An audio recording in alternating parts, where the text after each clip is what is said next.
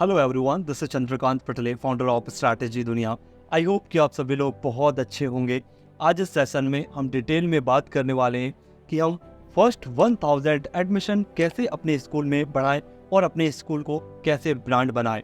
अब ये सेशन आपको क्यों देखना चाहिए, पहले मैं वो आपको बता देना चाहता हूँ। बहुत सारे लोग मुझे जानते हैं पहले से ही, और जो लोग नए जुड़ रहे हैं उन्हें हम बताना चाहेंगे कि हम सालों से इस फील्ड में वर्क कर रहे हैं, स्कूल, कॉलेज, कोचिंग इंस्टीट्यूट के डेवलपमेंट के लिए, उन्हें ब्रांड बनाने के लिए और ज़्यादा से ज़्यादा एडमिशन कैसे अपने स्कूल में बढ़े। इसमें हम स्ट्रैटेजी, फ्रेमवर्क्स, मॉड्यूल्स, ट्रेनिंग और पूरा कैंपेनिंग प्लान करते हैं जिससे आपका इंस्टीट्यूट ब्रांड बनता है।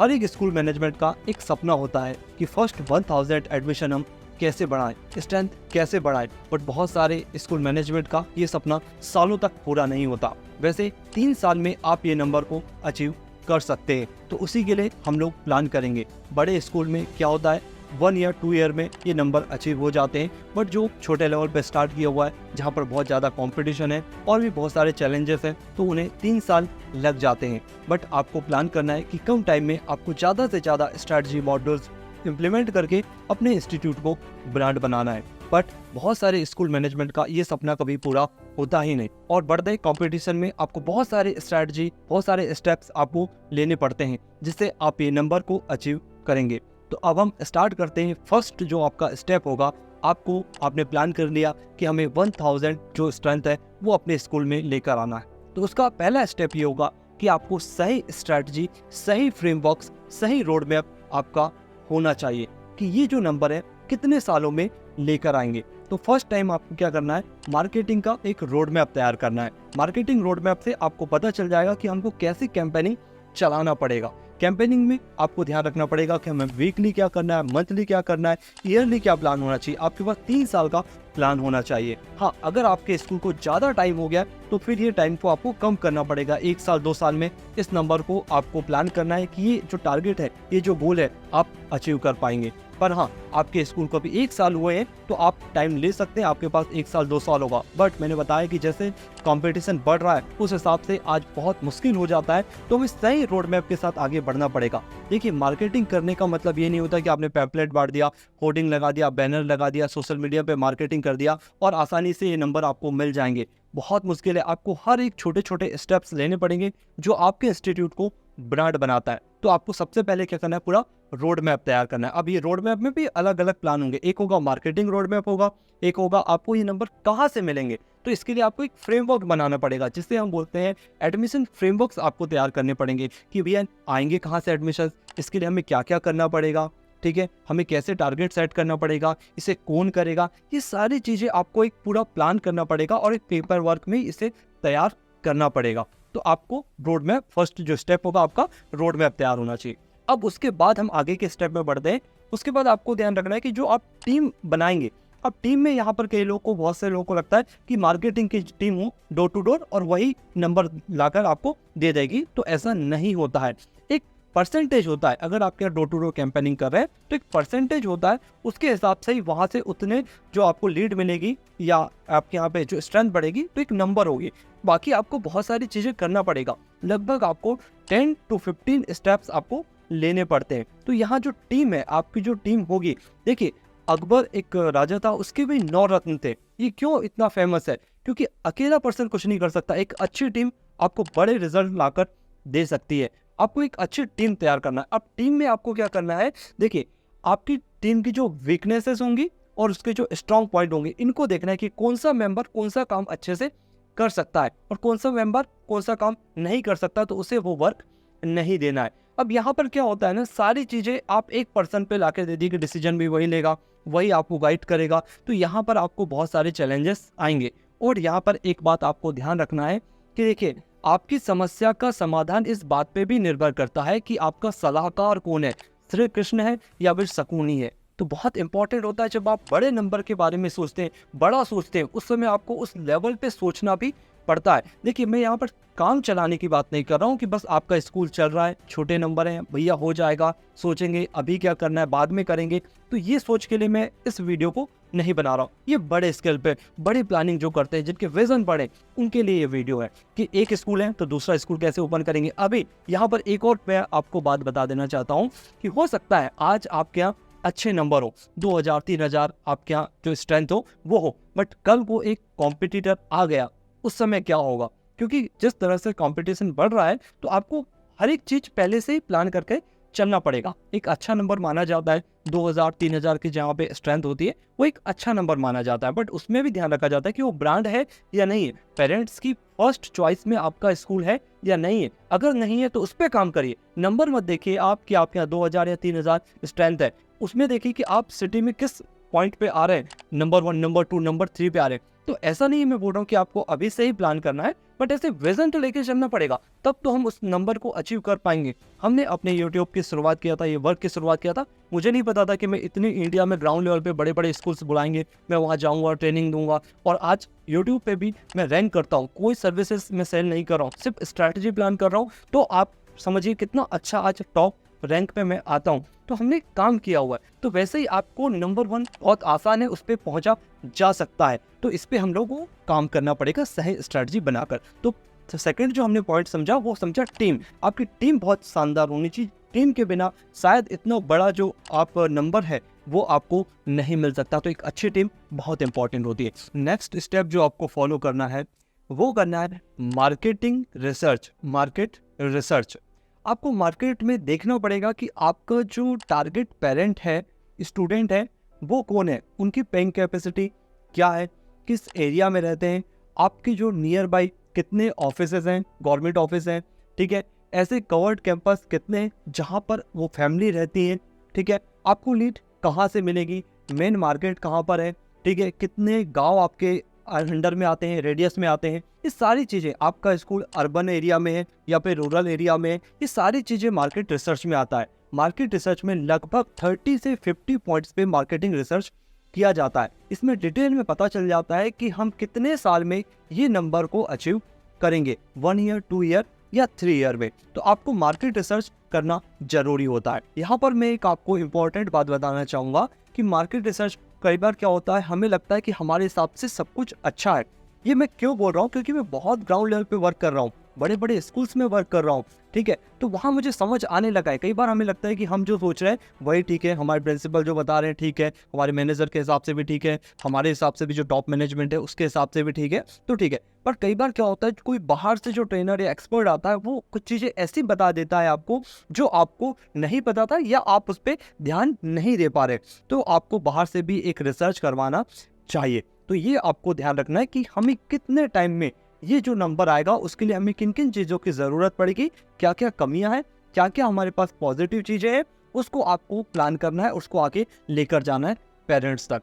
उसके बाद हमारे सामने नेक्स्ट जो स्टेप होता है वो होता है पेरेंट्स का माइंडसेट। आपको पेरेंट्स का माइंडसेट तैयार करना पड़ेगा। देखिए, मार्केटिंग का मतलब ये नहीं होता कि पैम्पलेट लगा दिया, बैनर लगा दिया या सोशल मीडिया में ऐड लगा दिया और मार्केटिंग हो गई। मार्केटिंग को 3 लेयर में किया जाता है।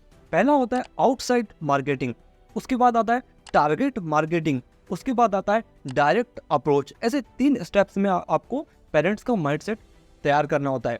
वैसे माइंडसेट तैयार करने के लिए हमारे पास बहुत सारे ऑप्शंस होते हैं, बहुत सारे स्ट्रैटेजी इंप्लीमेंट करते हैं, बट सभी स्ट्रैटेजी को मैं पब्लिकली नहीं बोल सकता हूँ क्योंकि उसके पीछे बहुत सारे रीज़न है। मेरे अपने क्लाइंट हैं, यूट्यूब में बहुत सारे लोग देखते हैं, ठीक है। तो अब हमें ऐसे प्रोजेक्ट में वर्क करने के लिए हमारे पास 2 प्लान होते हैं अपनी सर्विस देने के लिए। एक होता है कि मैं खुद वहाँ पर जाऊँ, रिसर्च करूँ, देखूँ, पूरे फ्रेमवर्क्स बनाऊँ, 3 मंथ 6 मंथ 1 ईयर 2 ईयर के लिए हम लोग जुड़ते हैं, क्योंकि मेरा जो विजन है वो लॉन्ग टाइम वर्क करना है। और जो भी कैंपेनिंग में प्लान करता हूँ तो मैं कोई कंसल्टेंसी चार्ज नहीं लेता हूँ। और अब हमारे पास दूसरा ऑप्शन है।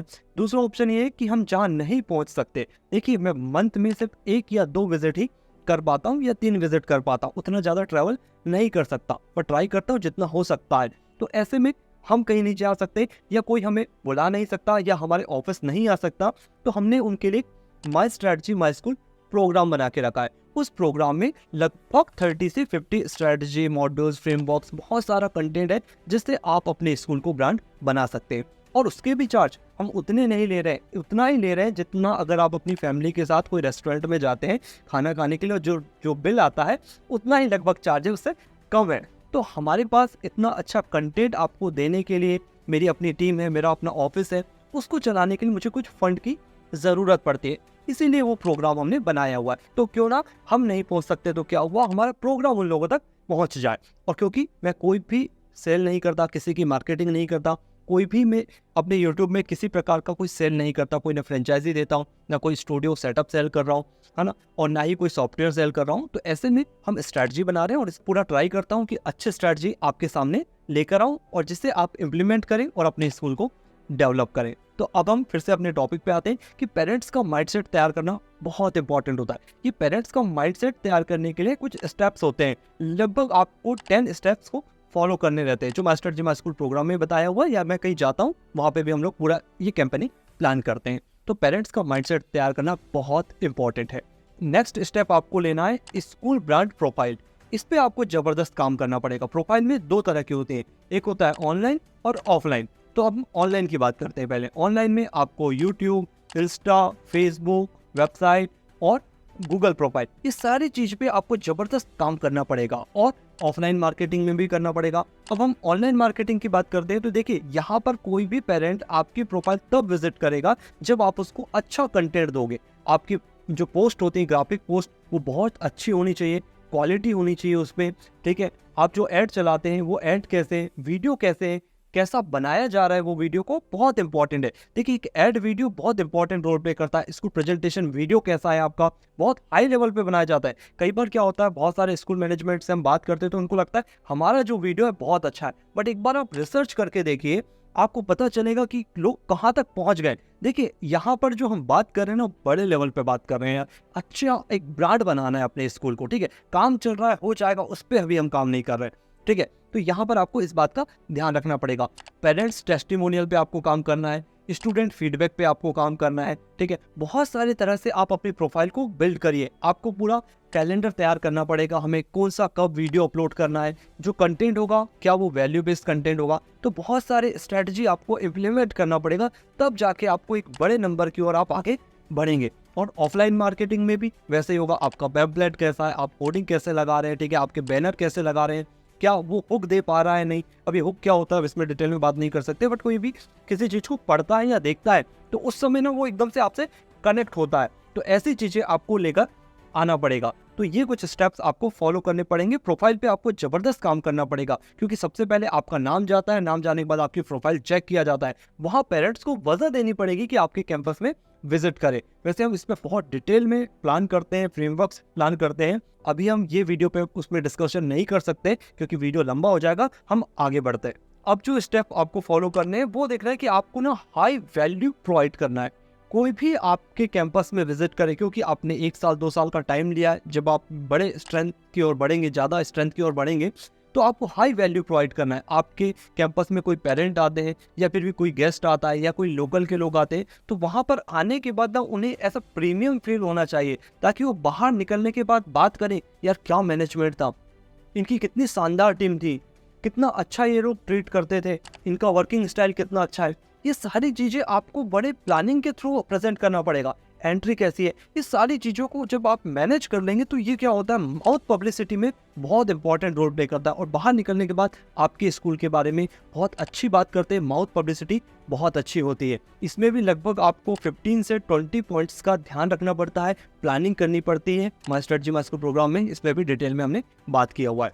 अब हम नेक्स्ट टॉपिक की ओर बढ़ते हैं। नेक्स्ट स्टेप है जो बहुत इंपॉर्टेंट है, लीड जनरेट। यहाँ पर आपको अपने स्कूल के लिए डेटा कहाँ से आएगा, लीड कहाँ से आएंगी, इसमें भी प्राइमरी डेटा होता है, एक सेकेंडरी डेटा होता है। यहाँ पर जो लीड जनरेट के लिए हम लोग जो यूज़ करते हैं, लगभग 10 to 15 वे यूज़ करते हैं कि कहाँ कहाँ से हमें लीड मिलेगी। उसमें भी हमें फिल्टर करना पड़ता है। मान लीजिए आपको 2 साल या 3 साल में 1000 एडमिशन्स चाहिए, तो उसके लिए मिनिमम आपको 5000 से, मिनिमम बोल रहा हूँ 10,000 का आपके पास डेटा होना चाहिए सिटी का, या जितना भी आपका रेडियस है वहाँ का आपके कॉन्टेक्ट नंबर होना चाहिए। और ये भी ध्यान रखना है कि जो डेटा आपके पास आया है वो प्राइमरी है या सेकेंडरी डेटा है। तो ये सारी चीज़ों को आप एनालिसिस करेंगे, उसके बाद जो माइनस होके जो बचेगा डेटा, वो आपका वैल्यू बेस्ड डेटा होगा और वहाँ से आपको कॉन्टेक्ट मिलेंगे, पेरेंट्स से आप बॉन्डिंग बना सकते हैं। यहाँ पर भी डायरेक्ट कॉल नहीं करना है आपको।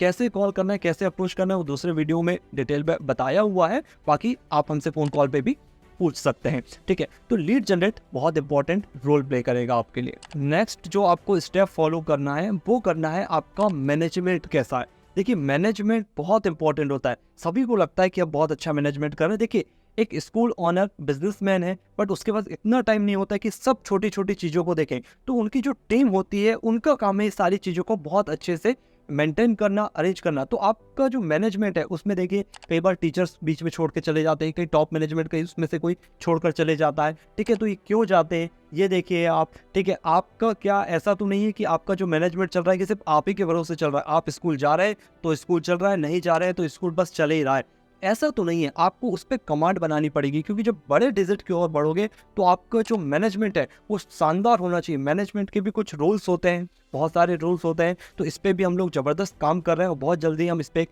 वीडियो लेकर आएंगे। तो ये आपको ध्यान रखना है कि बीच में कोई छोड़कर ना जाए, उसे कैसे रोकेंगे, क्या फ्रेमवर्क्स हम लोग देंगे, ये सारी चीज़ों की आपको प्लानिंग करना चाहिए। उसके बाद आता है एक स्टेप है आपके साथ पेरेंट्स के साथ अच्छी बॉन्डिंग होना चाहिए। देखिए पेरेंट्स जो होते हैं आपके यहाँ पर 5% to 10% जो आपकी जो नंबर है उसको अचीव करने में हेल्प करते हैं। तो इनके साथ बॉन्डिंग ज़बरदस्त होनी चाहिए। बॉन्डिंग बनाने के लिए अलग अलग स्ट्रैटेजी का इम्प्लीमेंट किया जाता है, तो इस पर भी हमें काम करना चाहिए। हमने इसके लिए लगभग 5 to 10 स्ट्रैटेजी ऐसी प्लान करके रखा हुआ है जिसके साथ आपकी पेरेंट्स के साथ ज़बरदस्त तरीके से बॉन्डिंग बनेगी और ये लोग आपकी मार्केटिंग करेंगे। तो पेरेंट्स के साथ बॉन्डिंग बनाना ना भूलें अगर आपको बड़े डिजिट की ओर बढ़ना है। तो अब हमें जो स्टेप लेना है ये बहुत इंपॉर्टेंट है।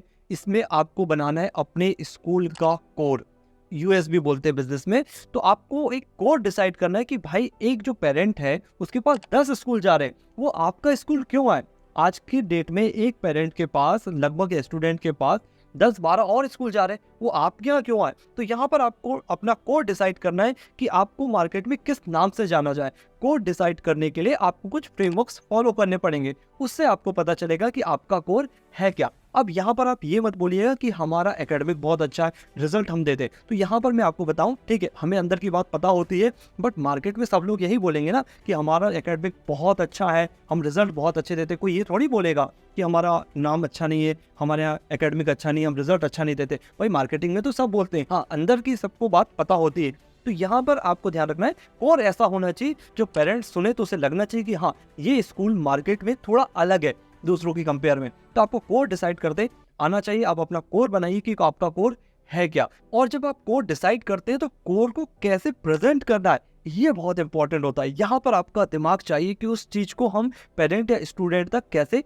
लेकर जाएं। तो आपको कोर पे जरूर काम करना चाहिए और अपने कितने कोर बनाना है चलिए वो आप हमें फोन कॉल करिएगा, तब हम आपको बताएंगे कि आपको कितने कोर एक स्कूल में होना चाहिए। कुछ तो हम बात के लिए भी रखें, और भी ऐसे बहुत सारे स्टेप्स हैं जिनको आपको फॉलो करना पड़ेगा जिससे आप अपने स्कूल को ब्रांड बना सकते हैं। आई होप कि मैंने पूरा ट्राई किया कि आपको ज़्यादा से ज़्यादा इन्फॉर्मेशन दे पाऊँ। बहुत हार्डवर्क करता हूँ, उसके बाद ये वीडियो आपके सामने रखता हूँ। और भी आपको इसमें हमारी कोई मदद चाहिए या आप अपने स्कूल को ब्रांड बनाना चाहते हैं तो आप हमसे कांटेक्ट कर सकते हैं। नीचे दिए गए नंबर पे कॉल करिए, पूछिए, जानिए, उसके बाद हम आगे बढ़ सकते हैं। बट एक बार हमें कॉल करके ज़रूर पूछिए। और बहुत सारे आपके डाउट होंगे, क्वेश्चंस होंगे, तो वो भी आप हमसे पूछ सकते हैं। हम ट्राई करते हैं वीडियो में जितना हो पाता है उतना बता पाते हैं। आई होप कि सेशन आपको पसंद आया होगा, और अगर आप लास्ट तक देख रहे हैं इस वीडियो को तो आपका बहुत बहुत धन्यवाद।